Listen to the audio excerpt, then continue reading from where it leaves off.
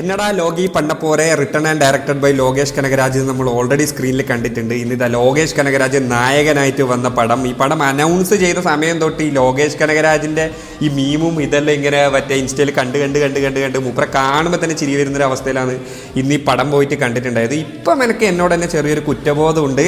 സംഭവം ഇറക്ക് പടം ഡി സിനെ പറ്റി പറയാനാണെങ്കിൽ ഇത് കുറേ റഫ് ആൻഡ് ടഫ് ആയിട്ടുള്ള റോ ആയിട്ടുള്ള കുറേ ആൾക്കാരെ നമ്മളെ മുമ്പിലേക്ക് ഇങ്ങനെ അവരെ ക്യാരക്ടേഴ്സിനെ ഇൻട്രൊഡ്യൂസ് ചെയ്തിട്ട് ഒരു ഇവൻറ്റുമായി ബന്ധപ്പെട്ട് ഇവർ ഒരു പരിപാടി പിടിക്കുന്നത് അതിൻ്റെ വള്ളി പിടിച്ചിങ്ങനെ പോകുന്തോറും ഈ ക്യാരക്ടേഴ്സിൻ്റെ ലെയേഴ്സ് ഇങ്ങനെ അൺഫോൾഡ് ചെയ്ത് വന്ന് പുതിയ കുറച്ച് ക്യാരക്ടേഴ്സായിട്ട് കൂടെ ജോയിൻ ആയി അവസാനമാകുമ്പോൾ ഇതൊരു പരിപാടിയിലേക്ക് അങ്ങ് പോയെന്ന് പടം.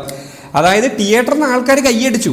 ആൾക്കാർ ലോകേഷ് കനകരാജ് അത് മറ്റേ മീമ് പരിപാടിയൊന്നും ഇല്ല, നമ്മൾ പടത്തിലേക്ക് ഇന്നായി ദേവദാസ് എന്നുള്ള ക്യാരക്ടറെ നമ്മൾ കണക്റ്റായി കഴിഞ്ഞു. അതാണ് ആൾക്കാർ പിന്നെ മീമും ഇതും ലോകിയും കൂലി പൊട്ടിയതെല്ലാം ആൾക്കാർ മറന്നു. ലോകേഷ് കനകരാജ് കാണിച്ച പരിപാടിക്ക് ആൾക്കാർ കൈയടിച്ചു പടത്തിന്. അരുൺ മതീശ്വറിൻ്റെ പടമാണ് മൂപ്പരുടെ ഒരു മേക്കിംഗ് സ്റ്റൈല്. മൂപ്പരുടെ പടം കണ്ട ആൾക്കാർക്കറിയാം ആ ഒരു രീതിയിൽ തന്നെയാണ് ഇതിൻ്റെ പരിപാടികൾ പോകുന്നത്.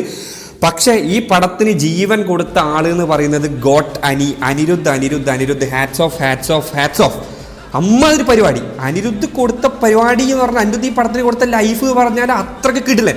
അതായത് ആ പ്രീ ഇൻ്റർവെല്ലാണ് നമ്മുടെ മറ്റേ രാഗ ഓഫ് ലവ് മറ്റേ ടു ആ സാധനം തിയേറ്ററിൽ വരുന്ന സമയത്ത് ആൾക്കാർ നിന്ന് കയ്യടിക്കുന്നത്. അല്ലെങ്കിൽ ലോകേഷ് കനകരാജെല്ലാം മറന്നു. ക്യാരക്ടർ മാസ് കാണിക്കുമ്പോൾ ആ മ്യൂസിക്കും കൂടി വരുന്ന സമയത്ത് നമ്മൾ പടത്തിൽ ഇമോഷണൽ ലോക്ക് ആകുമ്പോൾ ആൾക്കാർ തിയേറ്ററിൽ കയ്യടിച്ച് തുടങ്ങി. അപ്പം തന്നെ ആ പടത്തിൻ്റെ പരിപാടി നമുക്ക് കിട്ടും. അതാണ് നമ്മൾ സിനിമയായിട്ട് ലോക്കായി കഴിഞ്ഞാൽ പിന്നെ പരിപാടികൾ എൻജോയ് ചെയ്യാൻ നല്ല രസമാണ് പറയില്ല. അതുപോലെ പിന്നെ ടെക്നിക്കലി പറയാനാണെങ്കിൽ റാദർ ദാൻ അനിരുദ്ധ് ഇതിൻ്റെ എഡിറ്റിംഗ് സിനിമാറ്റോഗ്രാഫി മുകേഷ് പ്രസന്ന പറഞ്ഞിട്ടുള്ള സിനിമാറ്റോഗ്രാഫി മുകേഷ്, എഡിറ്റിംഗ് പ്രസന്ന, അതും കൊള്ളാം, പരിപാടികളൊക്കെ കൊള്ളാം.